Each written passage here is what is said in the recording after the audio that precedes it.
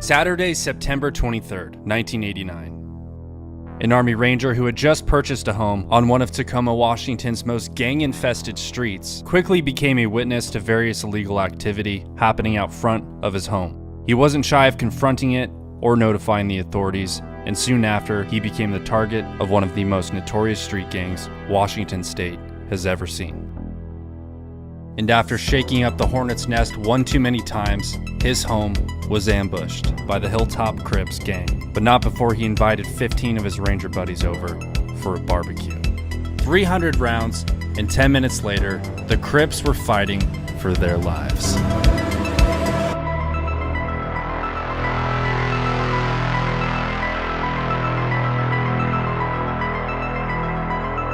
In 1989, the neighborhood of Ash Street in Tacoma, Washington was an open-air drug market. There were several hotspots and almost every house on the block was an active and thriving trap house. These gang infestations in the 1980s, born from the crack epidemic, flooded the streets and created an economic downturn that defined the decade. You might remember President Ronald Reagan declaring the war on drugs, or his first lady who was just like, just say no, oh my god. That was this time. Tacoma was Washington State's ground zero of gang activity, and by the summer of 1989, it had grown blatant, middle of the day type shit, like selling crack to the ice cream man type shit. And this was all fueled by an influx of gang members moving in from California. Tacoma police had experienced nothing like it before and were really struggling to get it under control, oftentimes not even knowing how to respond to it. Ash Street neighbors consistently called police and called 911 repeatedly and got nowhere. The typical response from police at the time was very mild. Community-oriented policing was a new thing, such as taking bullshit calls and pretending like it's not bullshit. Yes, ma'am.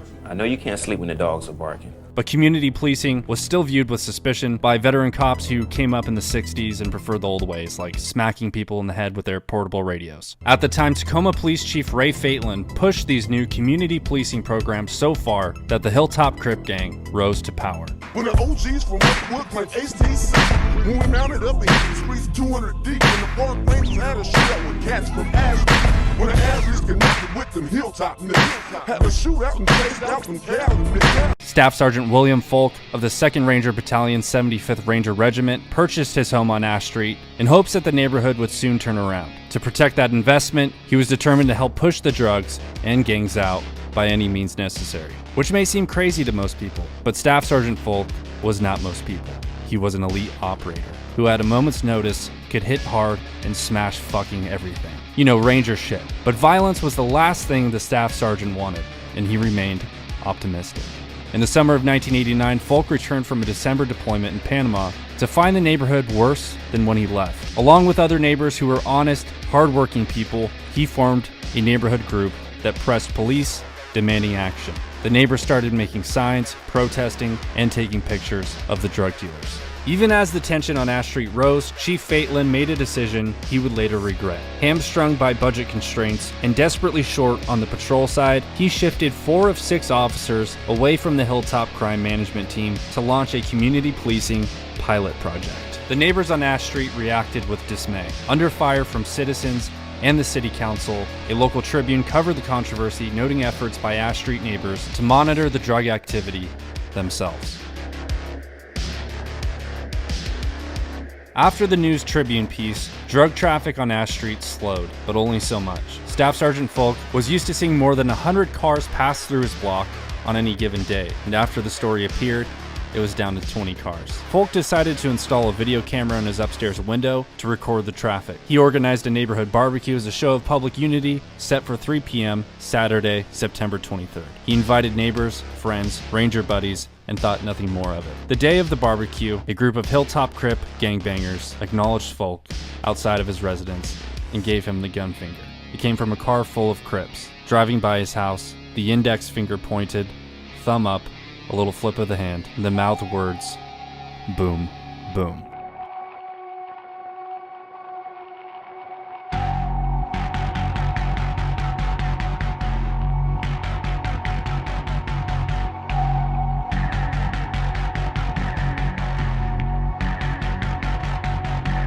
The gangsters saw the video camera on Folk's house, and a few hours later they returned and threw rocks at it. Someone else took shots at the house and the video camera with a BB gun. Folk and a few ranger buddies then walked across the street to confront the out-of-shape, chain-smoking gangbangers who think they're hard. Folk told them to stop throwing things at his home and the neighbors' homes, to stop shooting BBs, and to instead turn their lives around and find better ways. The gangbangers warned him to take the camera out of his window. The gangbangers suggested the staff sergeant didn't know who he was dealing with. The staff sergeant suggested the gangbangers didn't know who they were dealing with. They then told him, "Your history, bitch," and told him they were going to burn his house down and light him up as soon as the sun goes down. Folk decided to walk away, and before he returned to his home, he overheard one of the Crips stating, "I'm gonna shoot that army son of a bitch." Folk then walked inside his house. He picked up his telephone, called some more of his ranger buddies from the 2nd Ranger Battalion, and invited them over for a barbecue, suggesting it wouldn't hurt if they came armed. Translation, bring your own bullets. "Hey guys, let's have a barbecue." "Okay, well yeah, what are we gonna smoke?" "Just some Crips."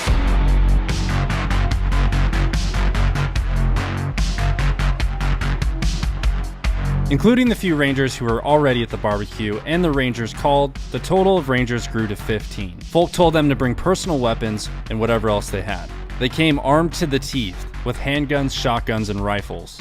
Folk was armed with a Browning 9mm and a Colt Python 357 Magnum. Fucking Magnum. Who's the gangster now, bitch? Over a couple beers, Folk pitched to his buddies a defensive operation of his home. Stake out locations and wait, no first moves. If police come, disarm immediately, cooperate, and assist. And all of his buddies joyfully agreed and were fucking down. They thought maybe nothing will happen, but if it does, zero tolerance for dudes shooting gats and smoking Swisher Sweets. As the sun went down, the rangers dispersed into their defensive positions, alert and observant of any and all activity inside and outside the perimeter of the house. A few hours had passed as the rangers held their positions. One ranger observed a vehicle approaching in the distance at a slow rate of speed, at which point the vehicle shut off its headlights. Folk, with his Magnum in hand, returned the favor and turned out the lights in his house and in the yard. At 9:20 p.m., as the vehicle approached, someone within the vehicle fired a shot into the air. The house was now taking fire from the rear, where, according to police reports, small caliber automatic gunfire was heard. The Rangers opened a shit ton of fire, but so did the Hilltop Crips. One of the Rangers, William Edwards, was posted on the front porch. When the shooting started, he hit the ground as a bullet slammed into the wall beside him. He and other Rangers returned fire, seeing figures running amongst parked cars on the other side of the street. Ranger Russell Nolte, posted in the backyard, crawled forward as a shot hit the back of the house 3 feet over his head. Ranger Burr Settles was posted upstairs by the infamous controversial fucking video camera as a shot came through the window. The bullet grazed his head and he received multiple lacerations on his face from the shattered glass.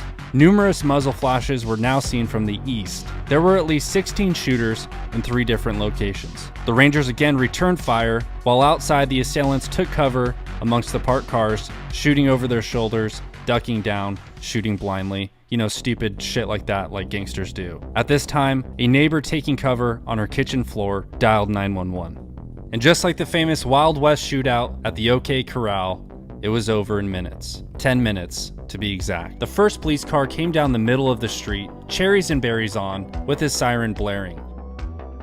The Rangers dropped their weapons, but as that first patrol car arrived on scene, one of the Hilltop Crip gang members popped a round off, sending the patrol car reversing out of the scene so quickly, smoke was seen coming from the rear tires. Officers in the car reported hearing 50 to 60 shots in less than 1 minute. Shortly after, more cops pulled into the block, and the gangbangers ran.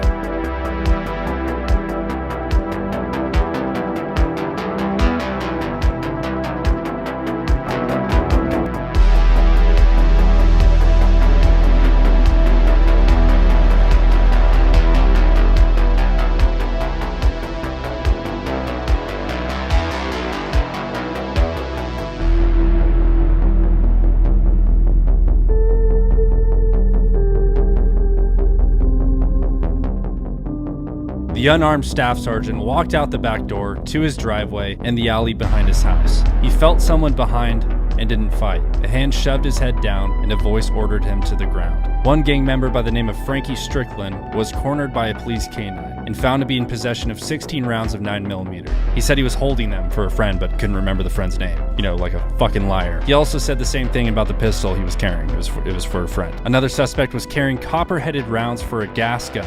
Once the situation was under control and the officers learned about the Rangers' defensive operation, the responding sergeant of the Tacoma Police Department wasn't too happy about it. He lectured Folk and the other Rangers for not calling the police for assistance until shots were fired,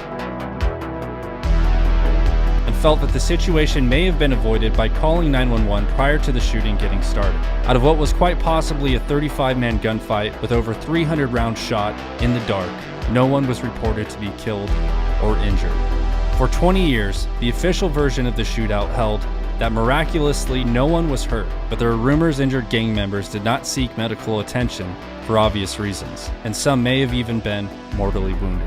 And according to Folk himself, during the firefight, one gang member rushed towards Folk's house. I guess he thought he was gonna John Wayne it, Folk remembered. One of the Rangers took aim and hit the gangster in the shoulder. The attacker staggered back and ran away. The moment goes unmentioned in police reports and witness accounts of the time. Unverified gossip holds that the wounded man was treated at a Seattle area hospital, over an hour away from Tacoma.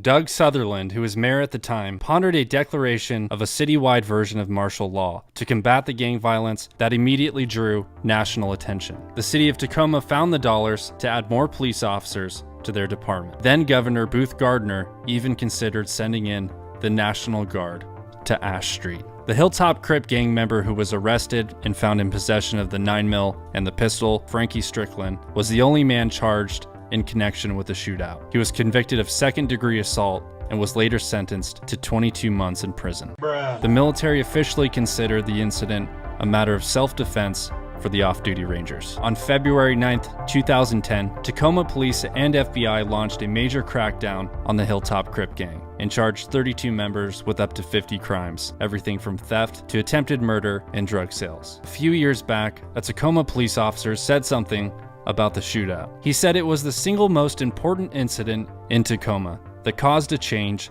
in police policies and practices. Staff Sergeant William Folk never moved away from Ash Street, and as he predicted, he was never promoted and left the Army in 1993. He still owns the property